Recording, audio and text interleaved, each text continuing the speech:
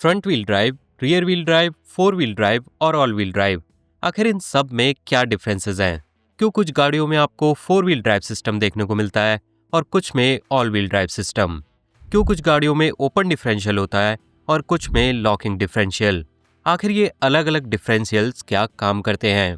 इस वीडियो में मैं आपको इन सब के बारे में बताऊंगा।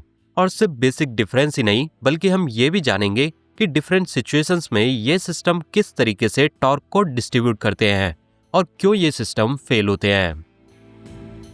Front wheel drive, rear wheel drive, four wheel drive और ऑल व्हील ड्राइव, ये सब डिफरेंट ड्राइव ट्रेन्स हैं।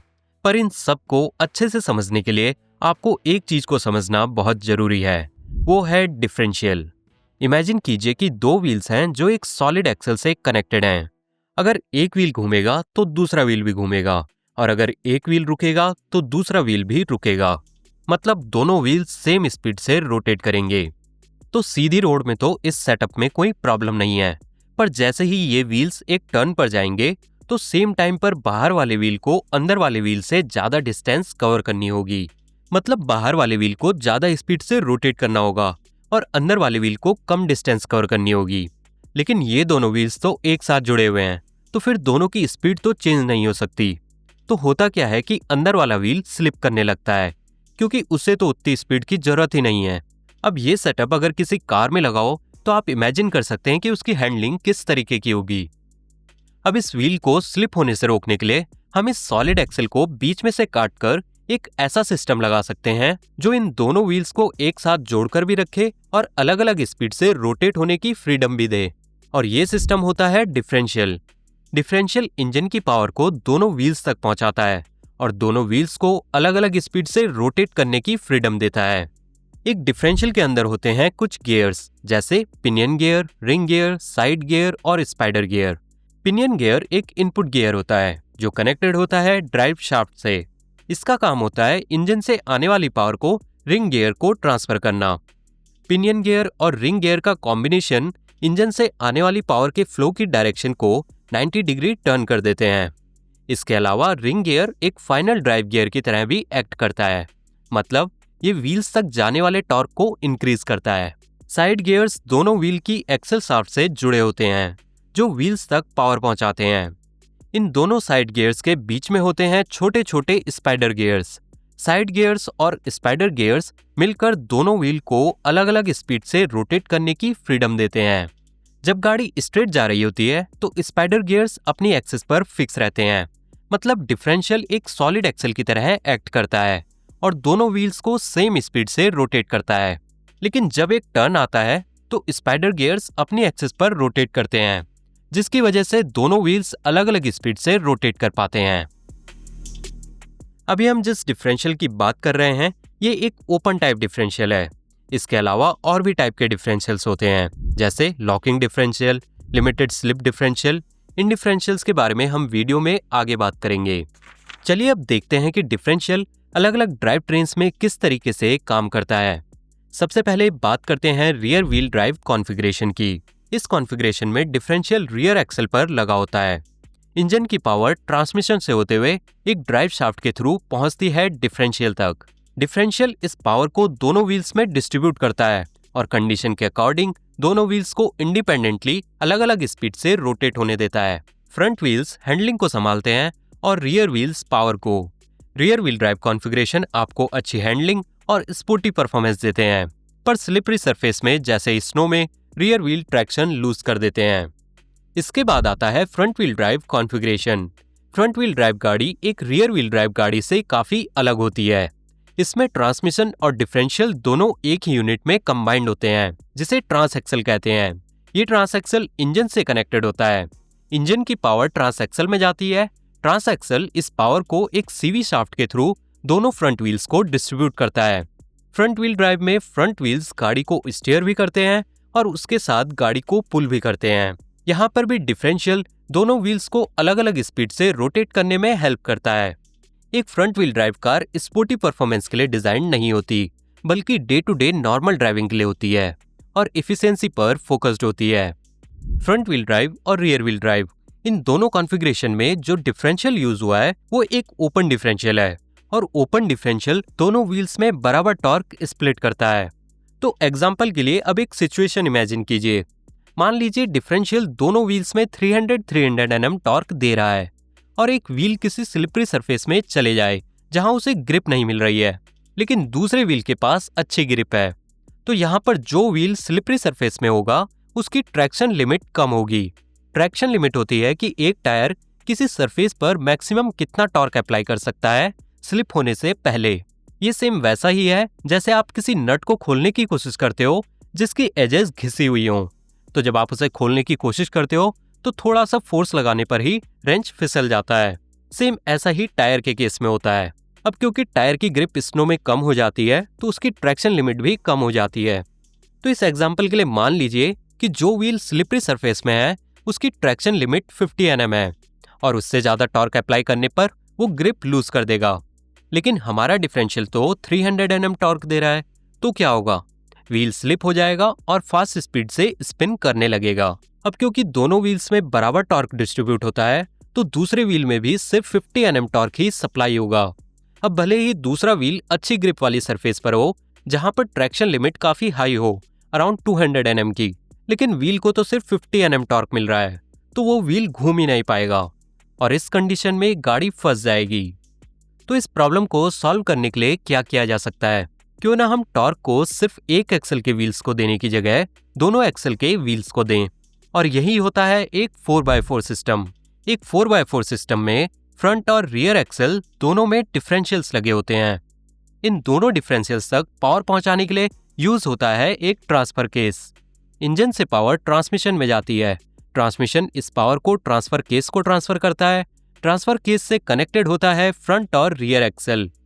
इस ट्रांसफर केस को कंट्रोल करने के लिए 3 मोड होते हैं, 2H, 4H और 4L।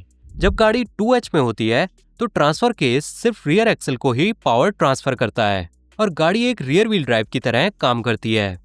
ये मोड नॉर्मल ड्राइविंग कंडीशन के लिए होता है। जब आप 4H सेलेक्ट करते हैं तो ट्रांसफर केस गाड़ी के फ्रंट और रियर दोनों डिफरेंशियल्स को इक्वल पावर ट्रांसफर करता है। ये मोड तब यूज किया जाता है जब गाड़ी को एक्स्ट्रा ट्रैक्शन की जरूरत पड़ती है। इस मोड में चारों व्हील्स पर इक्वल पावर ट्रांसफर होती है, मतलब हर व्हील पर 25% पावर। तो अगर किसी एक एक्सल का कोई टायर ट्रैक्शन लूज करता है तो दूसरे एक्सल के व्हील्स गाड़ी को ट्रैक्शन प्रोवाइड करते हैं। लेकिन अगर फ्रंट और रियर दोनों एक्सल के एक एक व्हील ट्रैक्शन लूज करते हैं और क्योंकि हम अभी भी ओपन डिफरेंशियल यूज कर रहे हैं तो इस कंडीशन में फिर से ट्रैक्शन लिमिट की प्रॉब्लम आएगी और जो व्हील ट्रैक्शन लूज करेगा वो फास्ट स्पीड से स्पिन करने लगेगा और दूसरे व्हील को उतना टॉर्क नहीं मिल पाएगा जितना कि उसे जरूरत है। तो अब इस प्रॉब्लम का सॉल्यूशन ये है कि हम ट्रैक्शन लूज करने वाले व्हील को स्पिन होने से रोकें। उसे रोकने के लिए हमें डिफरेंशियल को लॉक करना पड़ेगा। डिफरेंशियल लॉक करने से पूरा एक्सल एक सॉलिड एक्सल की तरह काम करता है, जैसा कि वो पहले किया करता था बिना डिफरेंशियल के। डिफरेंशियल लॉक करने से एक्सल के दोनों व्हील सेम स्पीड से रोटेट होते हैं।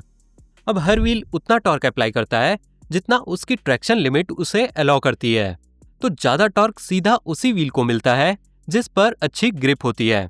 तो एग्जाम्पल के लिए अगर एक एक्सल को 300 Nm टॉर्क मिल रहा है और हम डिफरेंशियल को लॉक कर देते हैं और फिर अगर एक व्हील ग्रिप लूज करता है और उसकी ट्रैक्शन लिमिट 50 Nm है तो वो 50 Nm टॉर्क ही ग्राउंड पर अप्लाई कर पाएगा। लेकिन क्योंकि अब वो व्हील दूसरे व्हील के साथ लॉक हो चुका है तो दूसरा व्हील जिसमें अच्छी ग्रिप है उसे बाकी का 250 Nm टॉर्क मिल जाएगा।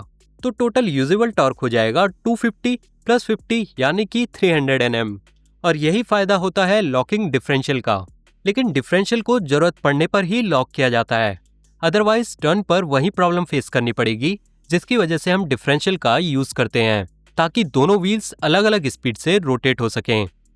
अब वापस से अपने 4x4 मोड्स पर आते हैं। 4H जहां पर फ्रंट और रियर एक्सल्स दोनों में पावर ट्रांसफर होती है, इस मोड को हम मॉडरेट स्पीड्स के लिए यूज कर सकते हैं, पर इसमें फ्यूल कंजम्पशन बढ़ जाता है और इसीलिए इसे जरूरत पड़ने पर ही यूज किया जाता है।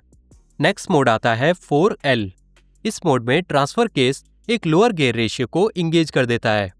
जैसे आप एक मैनुअल ट्रांसमिशन में फर्स्ट गियर यूज करते हो जब आपको ज्यादा टॉर्क की जरूरत होती है, वैसे ही ट्रांसफर केस भी 4L मोड में एक लोअर गियर को इंगेज करता है जो ट्रांसमिशन से आने वाले टॉर्क को और ज्यादा मल्टीप्लाई कर देता है। अब ये जो 4x4 सिस्टम हमने डिस्कस किया, ये एक पार्ट टाइम 4x4 सिस्टम है, क्योंकि यहाँ पर हम जरूरत पड़ने पर ही 4x4 सिस्टम को इंगेज करते हैं। इस सिस्टम में ट्रांसफर केस फ्रंट और रियर दोनों एक्सल को लॉक कर देता है और दोनों एक्सल के व्हील्स को सेम स्पीड से रोटेट करने के लिए फोर्स करता है। अगर नॉर्मल रोड्स पर 4x4 इंगेज करेंगे तो टर्न लेते हुए हर एक व्हील को अलग अलग स्पीड से रोटेट करना होता है, क्योंकि उन्हें अलग अलग डिस्टेंस कवर करनी होती है। लेकिन 4x4 इंगेज होने से ऐसा नहीं हो पाता और ड्राइव ट्रेन के कंपोनेंट्स पर बहुत ज़्यादा स्ट्रेस पड़ता है, जिसकी वजह से वो डैमेज हो जाते हैं। तो अगर आपको परमानेंटली 4x4 सिस्टम इंगेज चाहिए तो आपको एक और कंपोनेंट लगाना पड़ेगा, जिसे कहते हैं सेंटर डिफरेंशियल, और फिर ये बन जाएगा एक फुल टाइम 4x4 सिस्टम।